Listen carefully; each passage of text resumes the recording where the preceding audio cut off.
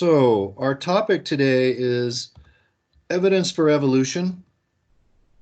And we could think of this as if we're taking Darwin's theory to court.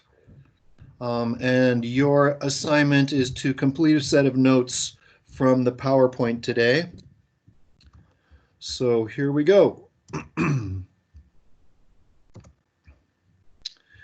So it's kind of amazing to look at Darwin's theory that species change over time by the process of natural selection and think of it in terms of something we're trying to prove by providing evidence that supports it. It's not the same as just believing it. I would not say, it wouldn't really be correct to say that I believe in evolution. It would be more correct to say I accept the evidence for evolution. And the evidence is overwhelming. There are so many million pieces of evidence that we will not be looking at every single item of evidence. Instead, we're going to look at the major categories of evidence and look at some specific examples within each category. So, what would it take to prove that species are changing over time? I mean, it would be tough because it occurs really slowly, and we've not had enough time to watch organisms evolve. At least we've not had enough time to watch big organisms change because they reproduce slowly. You know, for a human generation is what, 25 years between parents and their kids on average. So since Darwin's time, we've only had like 6 generations of humans have been here. And so that's been not enough time, certainly for humans to evolve. We think it might take hundreds to thousands of generations for organisms to change. So we can look at small organisms, and we can also look for other signs of evolution happening in big organisms. So let's think about what evolution says.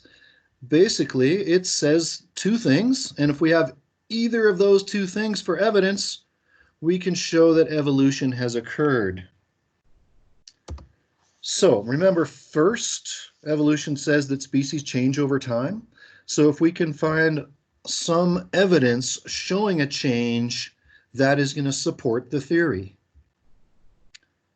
Now, one piece of evidence by itself is probably not significant enough, but if we can add together a whole bunch of evidence, we can build a case that species are changing. Remember that the theory also says that all species are related. So if we can find evidence showing a relationship between species, then this would also support the theory of evolution. So basically, we're looking for 2 different kinds of evidence. We either want to show that a species has changed or show that different species are related to one another.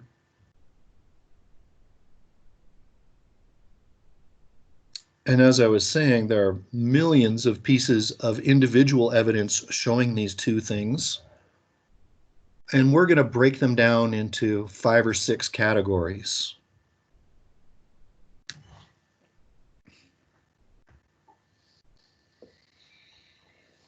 And once again, this PowerPoint is posted in the class materials. So if I'm going a little fast, you can always go back to the class materials and fill it in at a later time.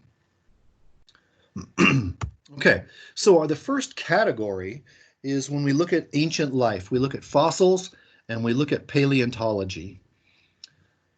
Paleontology is the study of ancient life. As you know, ology means the study of. Paleo means ancient.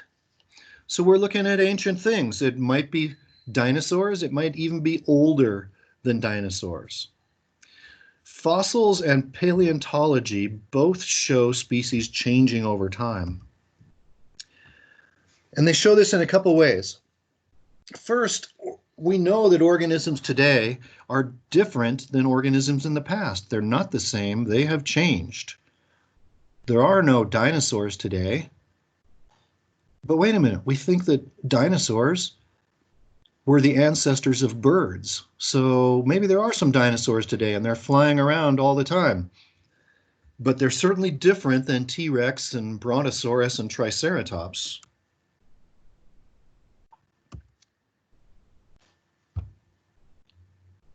But why do we think those dinosaurs are related to birds? Well, because some dinosaur fossils show signs of feathers. Some of them have other anatomical features of birds. So we are seeing that these guys were similar to what's alive today, but they're not identical, which suggests that they changed. But they were related. They were similar, they were related, but they weren't the same, so they've changed. Now, dinosaurs to birds is a big jump. So maybe we should look at some other organisms that are even less changing over time to see their evolution. Like maybe you've heard that sharks are very primitive fish. And then when we say they're primitive, what we mean is that their fossils go way back into the past. We can find shark fossils from before the time of the dinosaurs. And we can tell from their bones that they were definitely sharks, but they were not the same as the sharks today. So they were similar, but not identical. They've changed. And if they changed, then boom, that's what we're trying to show. That is evolution when they change.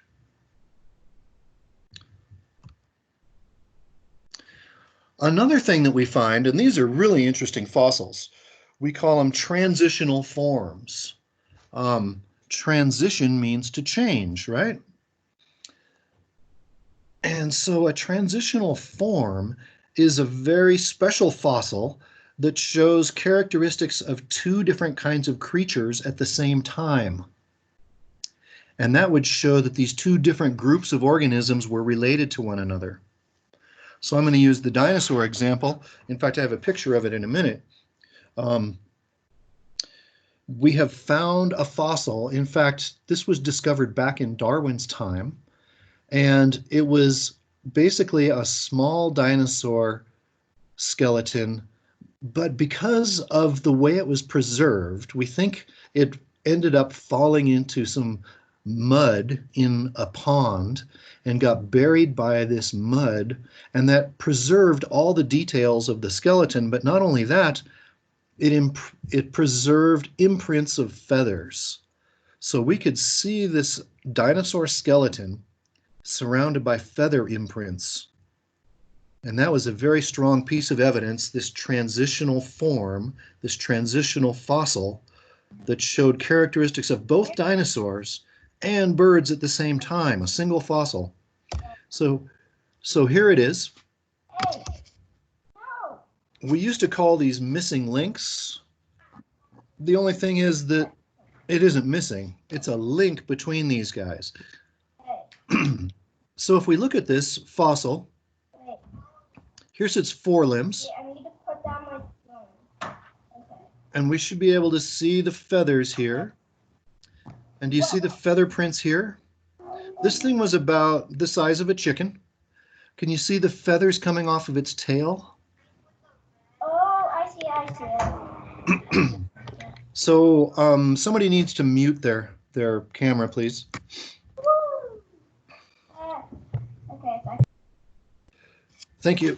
So this particular fossil is called Archaeopteryx, which means ancient wing. And if we look at it closely, we can see that it has these feather imprints in this clay that it fell into when it died.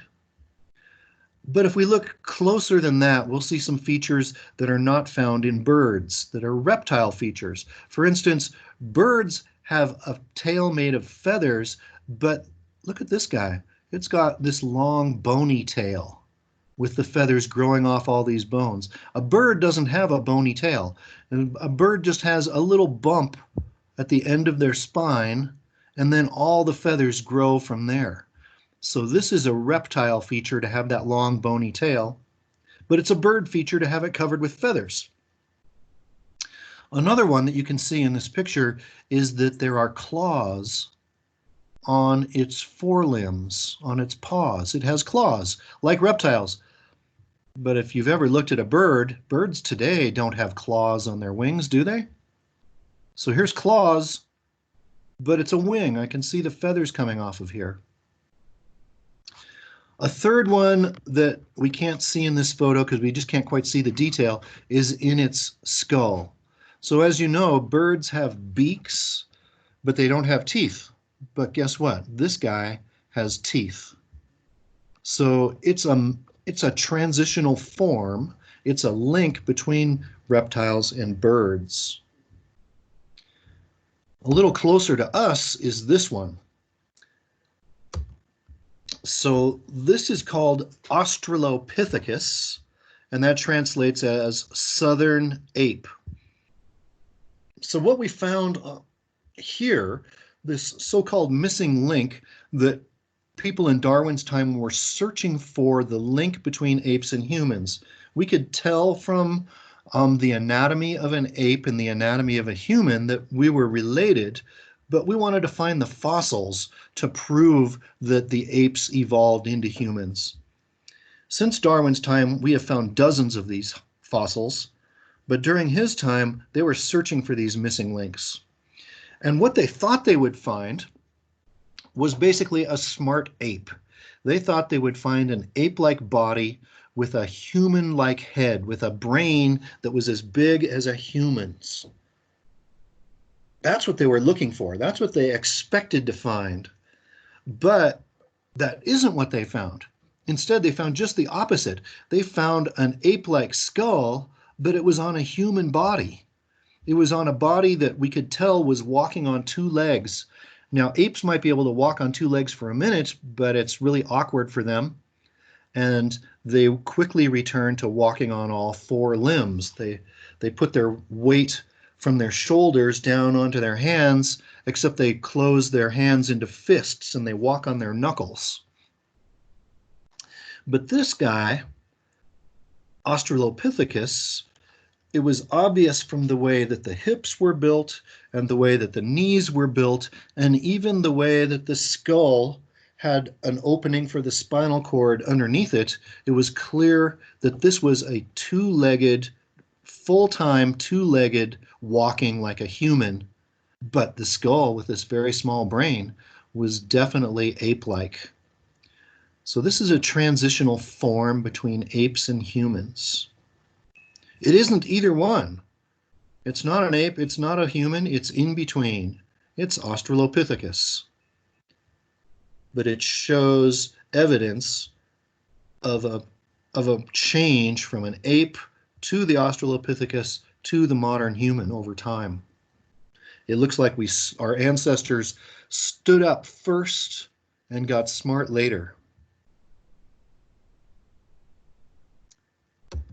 Okay, a new category, and this is looking at body parts that are similar to one another. This word homologous means similar but not identical.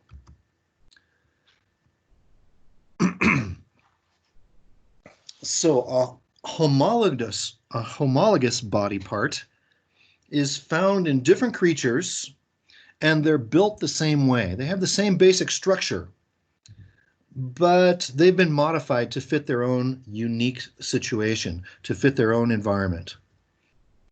So usually what we look at with homologous structures is the internal structure, the bones, for instance. And the bones are built the same way in completely different creatures, as if they inherited the genes to grow those same bones from a common ancestor. Not that they both had the same parents, not even that they both had the same grandparents, but that they had the same great to the 1000th power grandparents. Just like your cousins and you have the same grandparents, your grandparents would be your common ancestor with your cousins. We can look at the common ancestor of distantly related organisms, and we see that their bodies are built the same way. but they've been modified. Wait a minute, modified, doesn't that mean they've changed? Doesn't that mean they've evolved in their own way? So these body parts show evolution in two different ways. They show that we're related because we inherited that same basic body plan from a common ancestor, but they also show that we've changed to fit our own unique situation.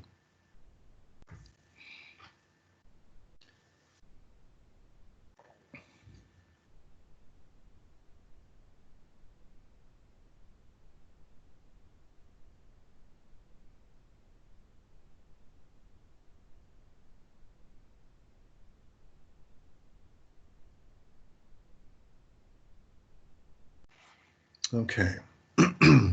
Homologous. Remember, homo means the same, but when you make it into this word homologous, it means similar, not identical. So let's look at some homologous structures. The most famous one is the forelimb of different vertebrates. So look at all these. The frog, its front leg has a bone in the upper arm called the humerus. Then its forelimb has two bones, the radius and the ulna. The wrist is the carpals, and then it has 5 phalanges, 5 different fingers. Look at the human. Humerus, radius, ulna, carpals, and phalanges. The cow has it. The whale has it. But look at the whale. It's living in the water, and it has to push really hard against that water. So this whole thing has evolved to become much thicker, much stouter, and have the force to push against the water. Meanwhile, look how thin the bat is. But wait a minute. Humerus, radius, ulna, carpals, phalanges, 5 of them. Same thing with the whale, huh? And the human, and all these other things have the same basic body plan. So the bat, very thin because it needs to be lightweight to fly, and then its fingers are very long so that the wing stretches between the different fingers.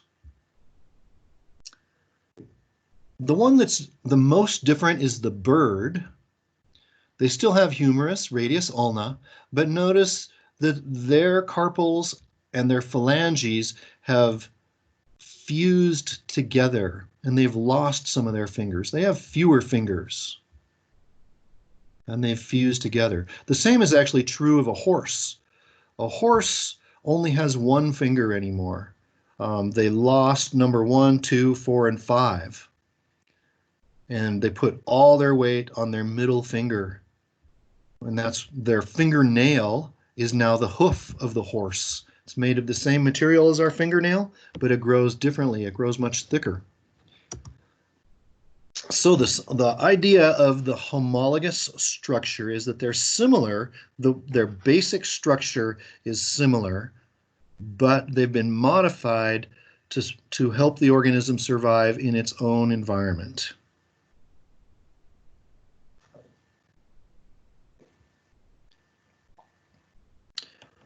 All right, now sometimes we get confused between that last one, homologous, and this next one, analogous. So these ones are analogies. They are not truly similar to one another. They're just an analogy between one and another. So these guys, it's kind of the opposite. So these ones are now unrelated, whereas homologous was related. And in homologous, if we go back, think about a whale's flipper. Does it look very much like a bat's wing or a human hand? They don't look that much alike, do they, on the outside?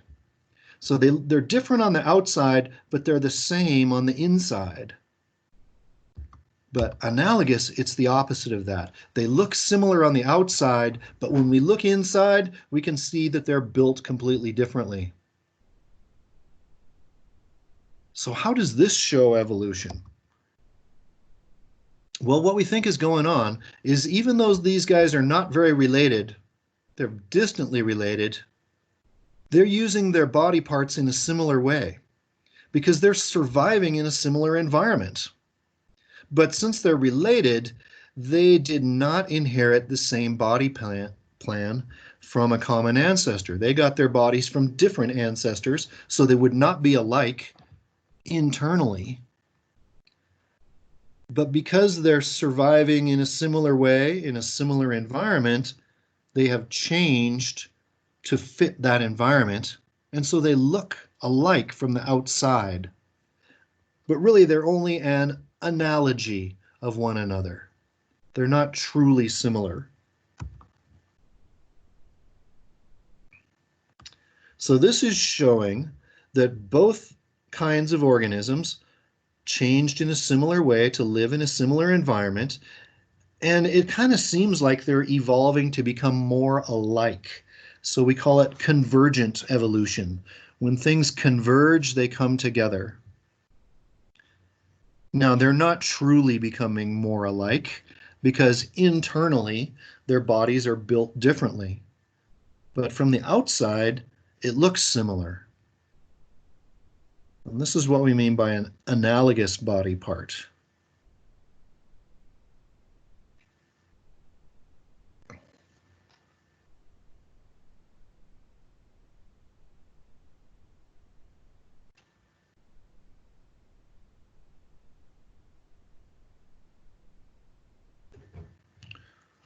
Okay, let's look at some examples of these analogous structures. Something that looks similar on the outside, but internally it's built differently. It looks similar on the outside because it's being used in the same way, but it was built differently because it came from a different ancestor. So it's not showing the part of evolution that talks about how they're related, but it is showing the part of evolution that talks about changes. So here we have 4 different aquatic vertebrates: the shark, the ichthyosaurus, Nevada state fossil, by the way, the penguin, and a porpoise. So they all have a very similar solution to the problem of living in the water. They have a streamlined body, they have flippers, and then they have a tail. But if you look inside of their flippers, you can see that they're pretty different from one another, especially when we look at the shark. But looking at the shark's body, it's not that different from ichthyosaur, is it? Which isn't that different from dolphin. Penguin, that's stretching a little further, especially because it doesn't have the tail, but it's using its flippers. So these are analogous structures because they're analogies to one another instead of homologous structures because they were inherited with the same design. Really, the penguin and the dolphin, those are homologous because they have that humerus, radius, ulna, carpals, and phalanges going on.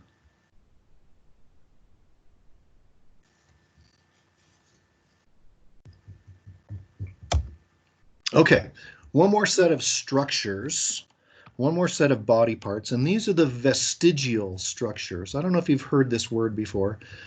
Maybe you've heard the word vestige. When something is a vestige of something else, it's left over.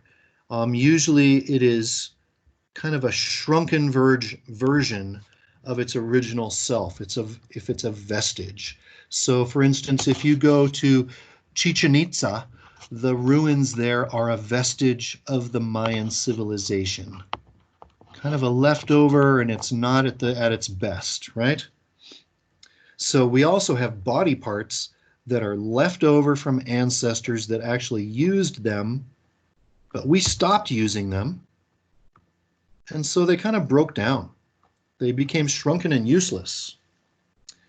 A vestigial structure is a body part that doesn't work anymore. It's a vestige of what it used to be. The human appendix is a good example of this. We don't use the appendix anymore. Sometimes it gets infected and has to be removed.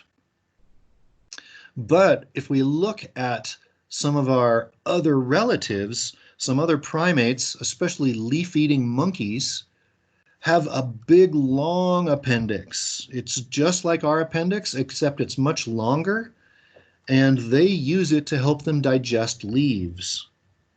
So we think what happened was that our ancestors had a bigger functioning appendix that helped them digest food. It's an extension of their intestines. And then when we went in our direction, we stopped using it. Now think about that. If we're not using that body part, and there's a mutation in the DNA to that body part, does it really hurt you? If it's something you're not using and it mutates, it won't matter because you're not using it. And this is how it could become less and less functional, and how it could shrink smaller and smaller because it keeps mutating, but that doesn't matter because we don't use it anymore. It doesn't hurt us to have it mutate. So where did we get it from in the first place? Well, it must have come from an ancestor that did use that thing. So we inherited it, but it had changed over time. Once again, it's showing evolution because it's showing a change in our traits over time. The species is changing. We don't need an appendix anymore. But we still have the DNA in it that we inherited from our way, way distant ancestors that did use it.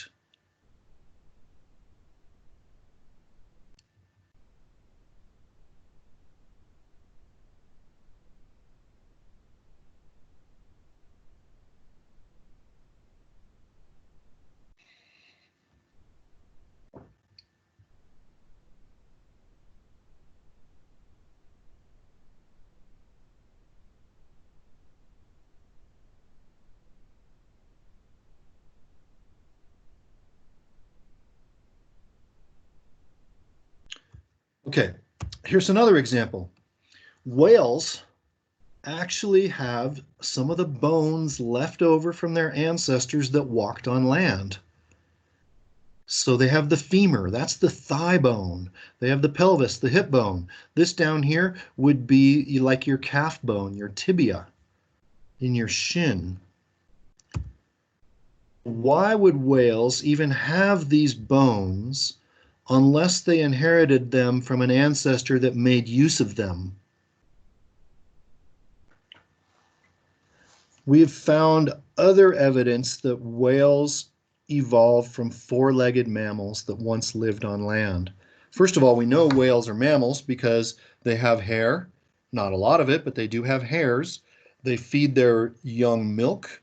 They're warm-blooded and they have live young. So we know they're mammals and not fish.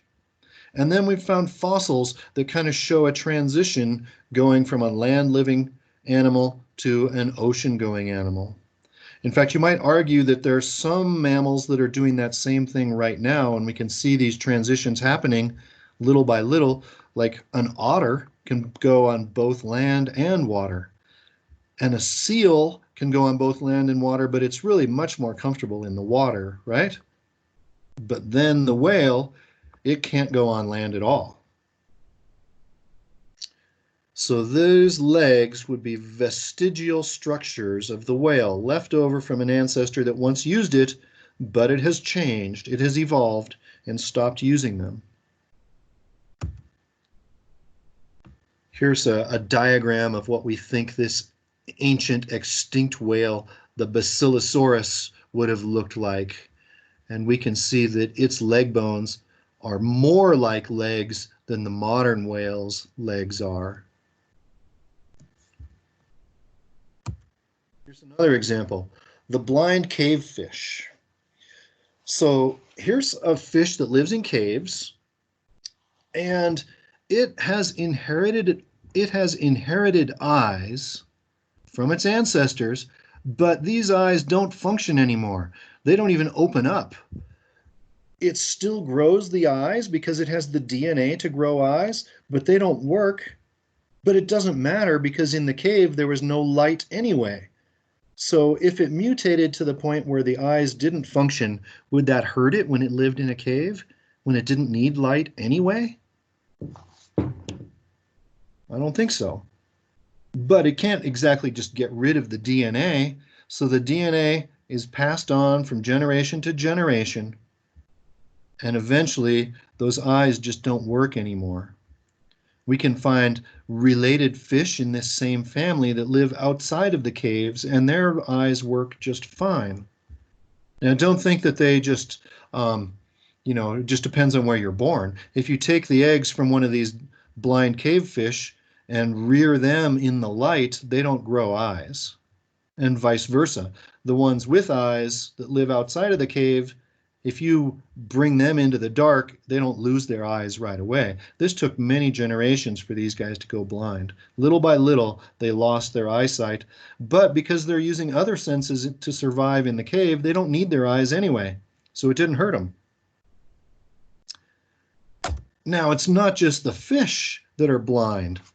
This same thing has happened in these different species. These guys are both amphibians related to salamanders, and they are blind. They have eyes that don't work because they live in caves. These are the gills of this one salamander, by the way. Here's a bug. I believe it's called a copepod that lives in the water in caves that has lost its eyes because it doesn't need eyes anymore. It's not a disadvantage to not have eyes. So their eyes are vestigial structures left over from ancestors that did use them, but changed. And they're also analogous structures because each one, although they're not related, has had a similar change occur to their eyes. They've changed in a similar way, which we call convergent evolution.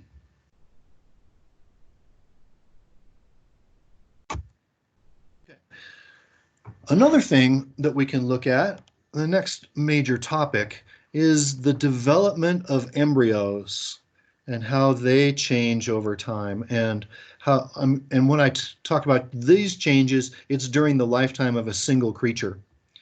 So we're studying embryos now. And what we found when we study how an embryo develops before birth, what we found is many organisms go through a similar pattern of development. They go through the same stages. And that suggests that we inherited the developmental process from a common ancestor. And if we all got the same process, if we all got the same developmental stages, then we must have gotten them from a common ancestor. We must be related to them. The DNA that guides the development of the embryo was passed on by our ancestors to us. And a similar set of DNA was passed on to ancestors of other creatures, but it was modified for them to fit their lifestyle.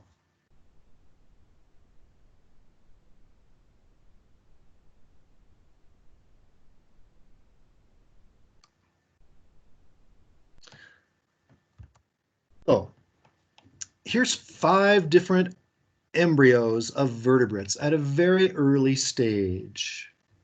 Look how similar they are. One of these is human, by the way. Which one did you used to look like?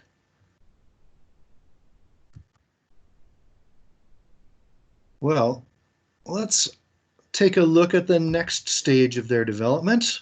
And they look like this. The cells have divided and become a ball of cells, right?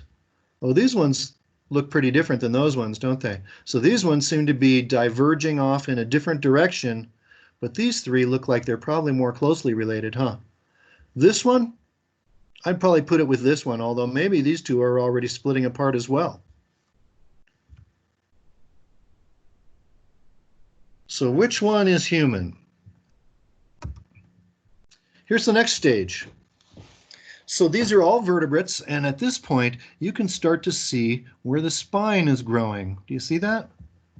There's the backbone in these guys. And you can see that it has an eye right there, huh? Spine, eye, gill slit is what that says. This guy's starting to grow gills. Oh, this one is too. See where its neck is folded? Oh, and this one has a tail, this one has a tail, this one has a tail.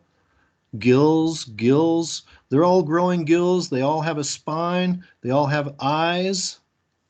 They all have a tail. And I'm telling you that one of these is human. So at one point, we started to grow gills because it was in our DNA to grow gills. We inherited it from our ancient fishy ancestors that needed gills. But then we had a new set of DNA that came along that stopped us from growing gills. Similarly, we started to grow a tail at one point in development. Here's the next stage. What do you think? What are we seeing here? Which one's a human? You can also see their forelimbs are starting to, their front arms and hind limbs are starting to grow here, aren't they? Right? That one's looking quite a bit different, isn't it? All right, next stage. You should probably be able to tell which one's human by now, huh?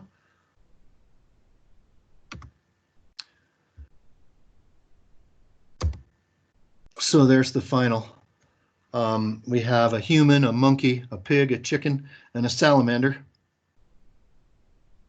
But it's amazing how similar all these in particular, how similar all these guys look at these early stages of development, suggesting we inherited the DNA from the same ancestor to go through these stages.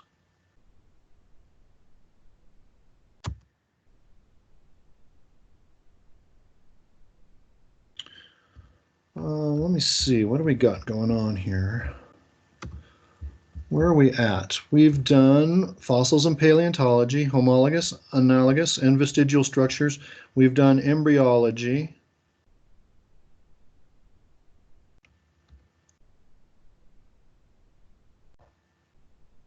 I think we're going to stop now, and we're going to come back and do this as part 2 next class, which will be Friday, right? We'll finish these on Friday.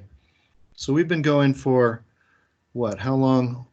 About 45 minutes. I think this is a good stopping point because what's going on is we've already talked about the categories that include fossils and all these body part categories, homologous, analogous, vestigial, as well as embryology. So these are all things that Darwin knew something about. We know more than he did, but he didn't know about biochem and DNA. So this is a good point to stop because Darwin knew about all these pieces of evidence, but now we have even more evidence than he had, which will be part 2 that we will return to on Friday, right? So, anybody have any questions? I hope I wasn't going too fast for you. And thank you for joining in. So you won't need to turn these in until Friday when we finish them. And that's all we've got for now. So have a great day. That's all I got. See you next time. Thank you, Fairleigh. Adios. Nice to see you or hear you.